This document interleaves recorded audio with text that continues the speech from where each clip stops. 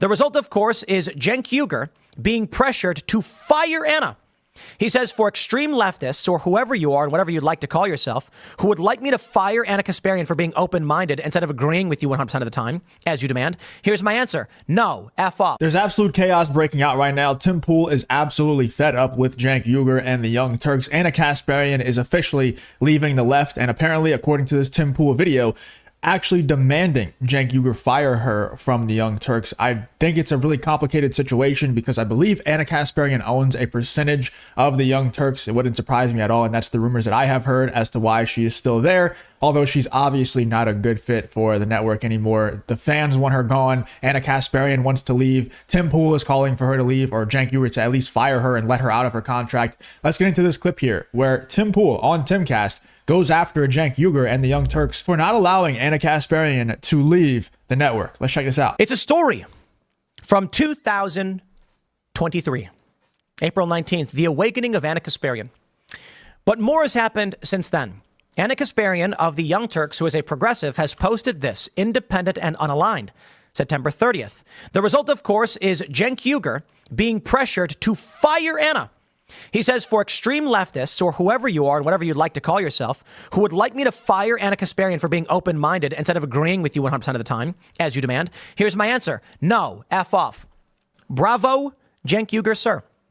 You know, Cenk Uygur is an interesting guy. I used to have a lot of respect for him. My respect for him went down, and I'll tell you why. Because I saw him at Politicon, like, I don't know, 7 years ago or something. He had run on his channel a smear of Dave Rubin. Whatever. They used fake news to justify their smear of Dave Rubin, for which their thumbnail had my name in the middle of their fake smear piece. It was like this bunch of red lines connecting people and stuff and conspiracies.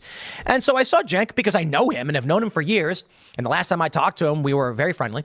And I was like, hey, Cenk, you posted this video thing or whatever, and it's got my name. I've been trying to reach out to you and just say, like, I don't know what your beef is with Dave Rubin, but I just really don't want to be involved. And he just blew up at me and started yelling at me.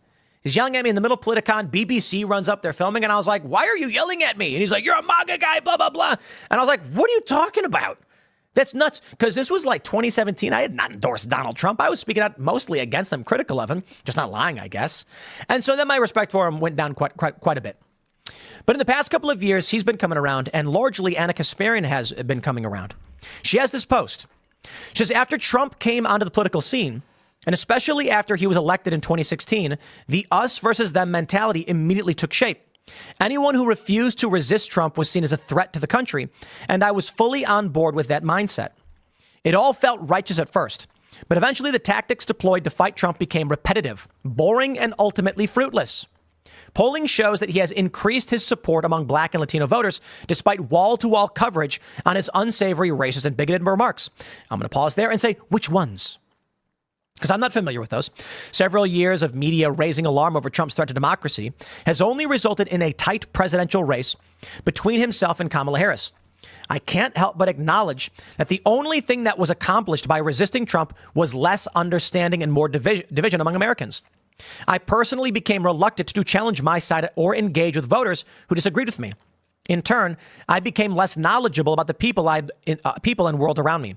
I saw Republican voters as— And by the way, what Tim Pool just said right here in response to Anna Casparian's message about Donald Trump and how they always say, oh, you know, he said these bigoted remarks and stuff like that. Anytime you ever ask someone to describe a specific bigoted remark that Donald Trump has made, they never can tell you. You know, I've had friends who they've now come around on Trump because they have brains in their head. But I remember back in the day, there was this guy who I used to talk about stocks with him a lot. We were very heavy into the stock market back in 2020 when anybody could just be, any monkey could throw money into the stock market and make money. It was a great time. It's not like that anymore. And it really just ended for us as soon as Joe Biden got elected. It was just kind of, you know, that the stock market just was not profitable anymore for a long time. So anyway, I used to trade stocks with this guy. And I remember him telling me, dude, I would give up all the money in my stock portfolio for Donald Trump to lose this election. And I was like, are you insane? Why? And he was like, because he's a racist. And I remember asking him, like, what is a single racist remark that you can recall from Donald Trump? Like, you're so strong in the stance that Donald Trump is a racist, so much so that you'd rather just give away all this money that we've been earning in the stock market for Donald Trump to lose. and Joe Biden to win, which we saw how that worked out. Absolutely awful. And he couldn't tell me. He's so confident and he's so strong on that stance, and he doesn't even know an actual racist remark that Donald Trump has ever made. He just knows the media said over and over again he's a racist, and it plays into people's emotions, especially when they're not white, and this guy's not white. So it plays into your emotions like, oh, this guy, he hates me because of the color of my skin. Of course, that's going to make you feel a certain type of way.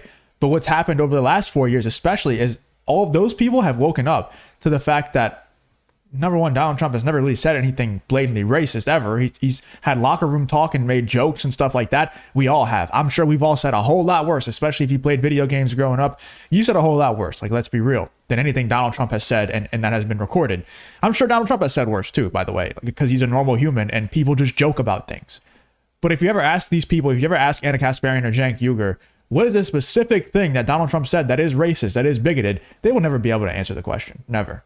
Is an evil monolith, and that was a big mistake. My evolution started in 2022 when I was sexually assaulted by a homeless man in my neighborhood as I was walking my dog. That horrible experience alone didn't change me politically, but the treatment I received from the far left and some progressives after sharing my story did. I was told that by publicly sharing what had happened to me, I was stigmatizing my unhoused neighbors. Others accused me of feeding into racist tropes because they assumed that my attacker was black. But I never even disclosed the man's race. He was white. Not only did I suddenly see the flawed thinking of some of the left, I also witnessed their cruelty and hypocrisy in real time. These terrible traits that I had associated solely with my political opponents were obviously not exclusive to their tribe. I was stupid for ever thinking that was the case.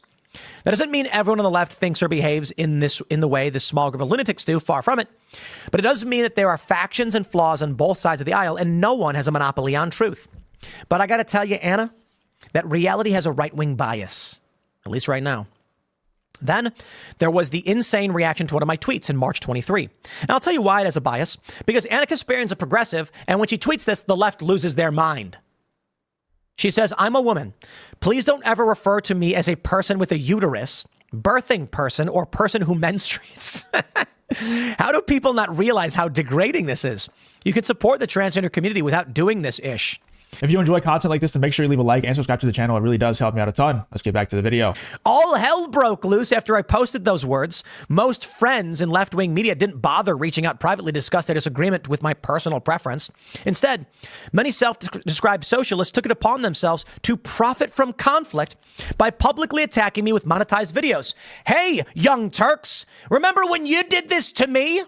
I'd like to give a shout out to the Young Turks when I ran a segment talking about how scientific articles have come out showing conservatives tend to be more attractive than liberals.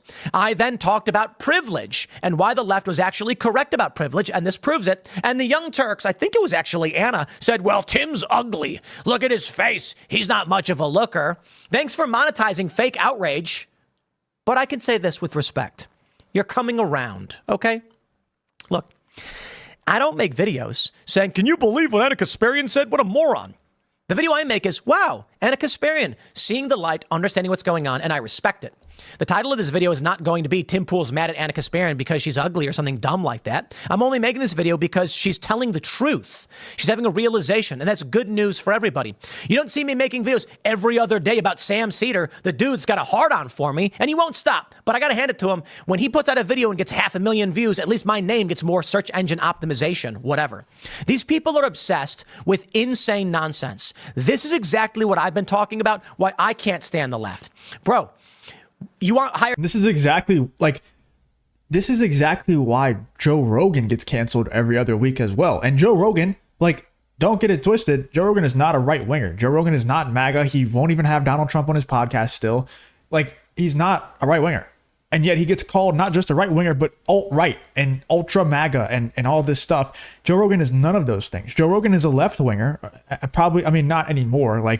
But it's not because Joe Rogan's opinions or ideas have changed. It's because the left has gone so far ridiculously left that it's impossible to be a left winger and have common sense at the same time now. And Joe Rogan just happens to have common sense. So they've pushed away people like Joe Rogan. They've pushed away people like Russell Brand, people like Tim Pool. They've pushed these people away. They're pushing Anna Casparian away. Anna Casparian's done with the left now. And I think she's kind of being held hostage by Cenk Uygur and the Young Turks. But they're pushing these people away. If Anna Casparian can't even say, hey, I would like to be called a woman because that's what I am. I'm not a birthing person. I'm not any of these other weird ass names that you like to call women. I'm a woman. And then the left just lose their minds and call for Cenk Uygur to fire her from the Young Turks and all this stuff. It's like, how do you expect anyone with a brain, with common sense in their head, to stick around and support your cause, support your side whenever you are like this? It's not possible. It's not going to happen. And you just see it happening over and over again. People who you would never expect to leave the left, leave the left. You know, like Tim Pool was kind of in the middle, kind of riding the fence, and now he's pretty right wing. Tim Pool is one case.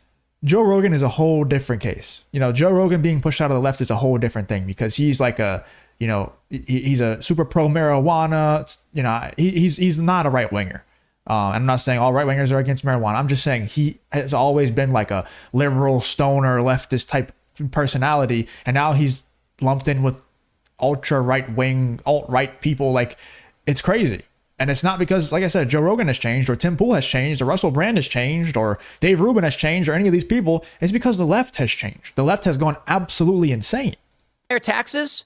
Okay. You want to tax the rich? Sure. You want more access for abortions? Okay. Make your arguments. I'll listen and we can discuss it and we can be friends. Because I got a lot of friends on the right, Christians, conservatives, and they say, Tim, one day you'll see the light, one day you come around. But we're working together to live together, to be friends to the best of our abilities. The left? Nah.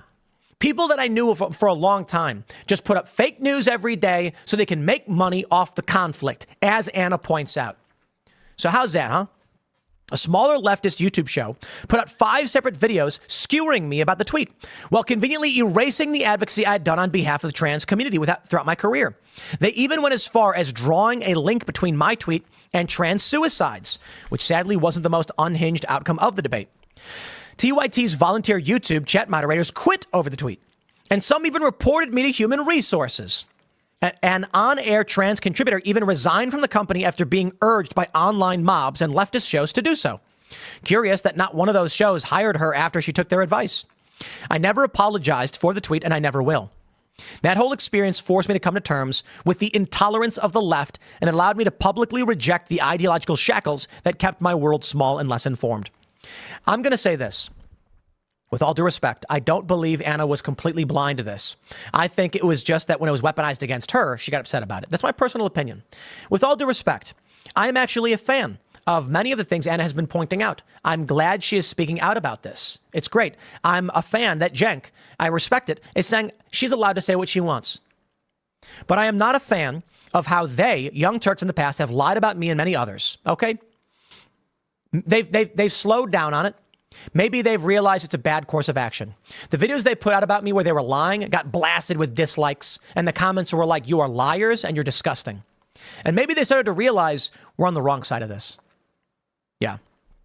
She says, today I'm less certain and more cautious. By the way, I don't think they started to realize. I don't think Cenk Uygur started to realize this at all. I think Anna Casparian is forcing Cenk Uygur to be like this because she's starting to realize because of the fact that she got, sexually assaulted and, in New York. And then also she put out tweets that are just saying common sense. Hey, I'm a woman. Please don't call me anything but a woman. And then she got canceled. All these moderators are quitting the Young Turks, demanding Cenk Uygur fire Anna Casparian. All of this stuff happened.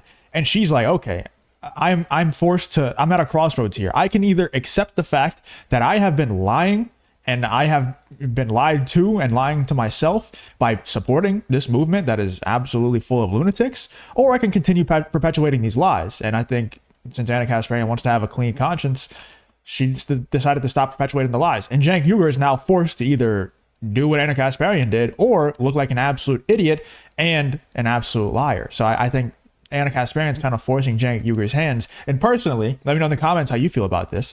I think Cenk Uygur is kind of holding Ana Casparian hostage. I don't think there's any way that if Anna Casparian knows all of the things that we're talking about, all the things that Tim Pool is talking about here, she knows this all to be true, that she would want to stay at the Young Turks. That doesn't make any sense to me. So I think it must be a case of like a contract thing that Cenk won't let her out of. Let me know in the comments though what you think about Tim Pool's thoughts on this whole Ana Casparian, Cenk Uygur situation. It's a wild situation. Like I said, it's absolute chaos breaking out right now. Let me know in the comments what you think about this whole Tim Pool versus Cenk Uygur and Ana Casparian situation.